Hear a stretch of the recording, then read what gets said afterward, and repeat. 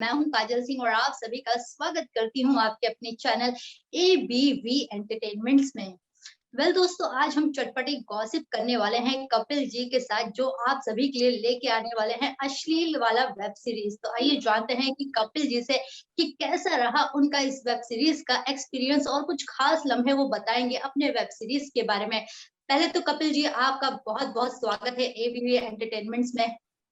Thank you very much. Thank you for having me here.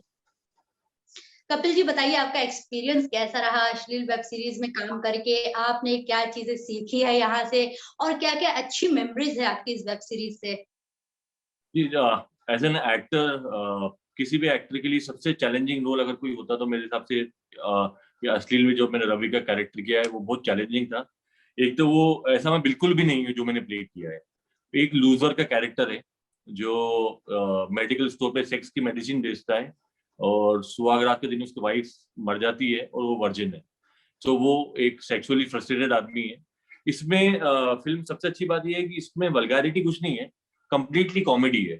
ये porn industry पे एक spoof है, तो एक मजाक उड़ाया गया उसका पॉर्न इंडस्ट्री का। एंड साथ में एक मैसेज है कि बच्चों का अश्लील वीडियोस, पॉर्न वीडियोस देखने में बच्चों की लाइफ पे क्या असर पड़ता है, वो है बेसिकली इसमें। एंड चैलेंजिंग बहुत ज्यादा था मेरे लिए। मुझे पहले 30 kg वेट बढ़ाना पड़ा, उसके बाद मुझे कंप्लीटली सिक्स पैक लेके आना पड़ा, so it was very difficult. Okay, आप अपने कैरेक्टर के बारे में कुछ एक्सप्लेन कीजिए। जैसे कि हमको पता है वर्जिन सेक्स मेडिकल स्टोर के ओनर होते हैं आप, तो आपका कैरेक्टर किस तरीके से डिफाइन किया गया है इस वेब सीरीज में? बेसिकली एक बहुत सीधा साधा आदमी है, जिसकी वाइफ सुहागरात के दिन मर गई है और वो सेक्सुअली फ्रस्ट्रेटेड है। उसने कभी ना उसकी कभी कोई गर्लफ्रेंड रही है ना कोई फ्रेंड हुई है। तो वो हर एक लड़की के साथ को गलत नजर से ही देखता है। वो हर एक को सोचता है कि मेरे साथ इसके साथ कुछ हो जाए, मेरा अफेयर हो जाए, कुछ कर पाऊं मैं। तो इतना फ्रस्ट्रेशन है कि फ्रस्ट्रेशन में गलती पे गलती करे जाता है और लोगों से मार खाता है। पूरी पूरी सीरीज में पिटता है वो। ओके इट्स लाइक दैट, या। ओके, जब आपको इस कैरेक्टर के बारे में पता चला, व्हाट वाज योर रिएक्शन? कि आपने पहले क्या सोचा कि मैं करूं या नहीं करूं? सबसे पहले जब मैंने स्क्रिप्ट सुनी तो मैं बहुत खुश हुआ। मुझे लगा कि किसी भी एक्टर की जिंदगी में ऐसा कैरेक्टर आना बहुत जरूरी है नोटिस होने के लिए।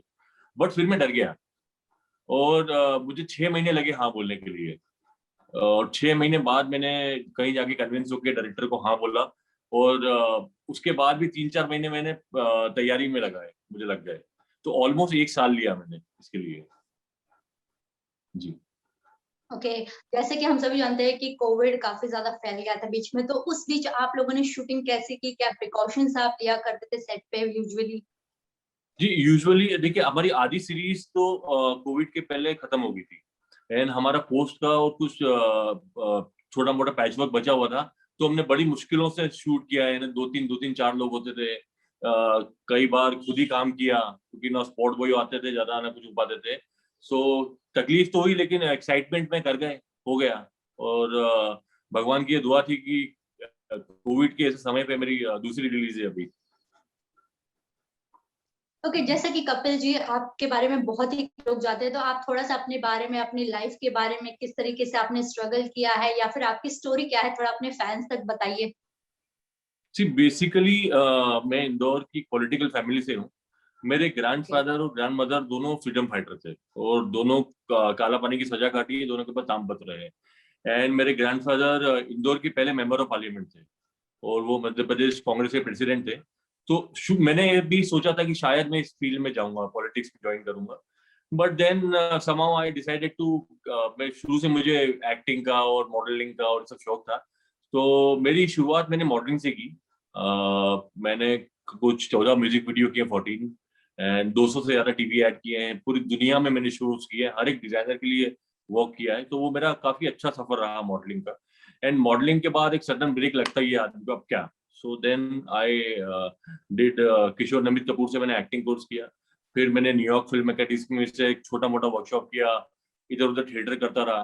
फिर मैंने डायरेक्टर को असिस्ट किया, बहुत सारे डायरेक्टर को बॉम्बे में मैंने असिस्ट किया। सेट पे जाके मैं क्लैप करता था, चाय लाना और सारे काम किए जो एक स्ट्रगलर को करना चाहिए। But to learn this process of film making, because film making, जब मैंने एक्टिंग के बारे में सोचा तो मैंने सोचा अपने को एक्टिंग अगर सीखेंगे नहीं, तैयारी नहीं करेंगे तो करना, स्ट्रगल करना बेकार है। तो वो मुझे 3-4-5 साल उसमें लग गए सीखने में, तैयारी करने में। तो ये मेरा बेसिक शुरुआत लाइफ थी।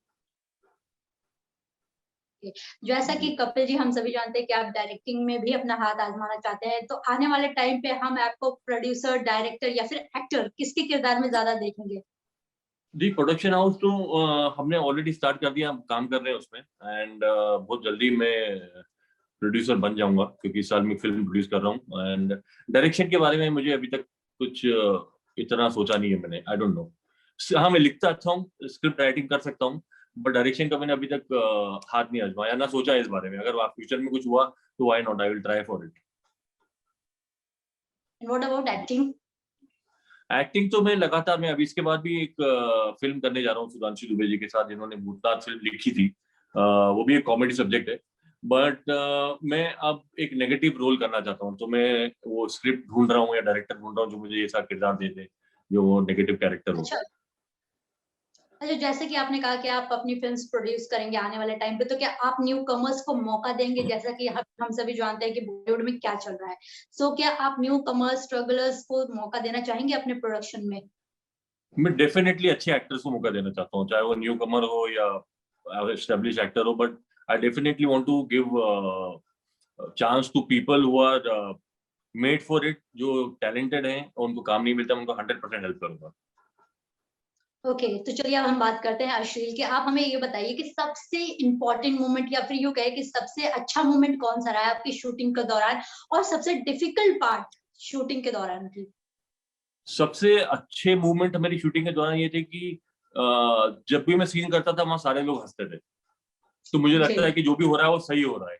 इवन कैमरामैन से लेके कई कई कई बार तो वो सीन बीच में रोक देते थे, इतनी हंसी आती थी उनको। तो मुझे ये लगा था कि हाँ, जो भी मैं कर रहा हूँ ठीक ठाक कर रहा हूँ। तो ये अच्छे मूवमेंट्स थे उसके। सबसे डिफिकल्ट मूवमेंट मेरे लिए था कि पूरे टाइम अंडरवेयर में खड़े होकर कॉमेडी करना सोलो लोगों के सामने। सो वो बहुत डिफिकल्ट होता है, because you're looking so funny, and I am not that character from inside. मैं एक शुरू से मॉडल रहा हूँ, तो वो टशन में रहने की आदत थी। एंड अपने आप कंप्लीटली लूजर बनना बहुत डिफिकल्ट होता है। आने वाले प्रोजेक्ट्स के बारे में क्या कहना चाहेंगे? आने वाले कौन-कौन से प्रोजेक्ट्स में हम आपको देखने वाले हैं? और मेरी एक फिल्म आने वाली है, अभी उसका नाम नहीं बता सकता मैं, बट उसमें मैं नेगेटिव प्ले कर रहा हूँ। एंड अभी पैंडेमिक थोड़ा ठीक हो जाए तो I am going to start one more film, जिसमें वो भी कॉमेडी फिल्म है। तो दो फिल्में तो इस साल आने वाली है। और ओके, जैसा कि अभी इंडस्ट्री में करण मेहरा और उनकी वाइफ को लेकर बहुत सारी चर्चाएं चल रही है, तो आप उस बारे में कुछ कहना चाहेंगे? निशा रावत एक्चुअली मैंने मेहरा। एक्चुअली ज्यादा मैं इस बारे में जानता नहीं हूँ, ना मैंने सुना है। सो मैं इस पे कुछ भी बोलना नहीं चाहूंगा, because I don't know, I actually don't know. Okay, चलिए जाते-जाते आपके फैंस के लिए कोई मैसेज? आई थिंक प्लीज अश्लील देखिए। ये अश्लील सिर्फ नाम से है, बट ये पूरी कॉमेडी फिल्म है। और इसमें एक मैसेज है कि हमारे समाज पे, स्पेशली बच्चों पे, पॉर्न फिल्म देखने से क्या बुरा असर होता है। So please go and watch it. Okay, चलिए, nice communication with you Kapil ji. I hope आपकी वेब सीरीज जो है बहुत सक्सेसफुल जाए और आप आने वाले टाइम में एक बहुत अच्छे प्रोड्यूसर बन के हम सभी के सामने आए। तो चलिए, have a good day. Thank you very much, thank you. Thanks for having me, thank you.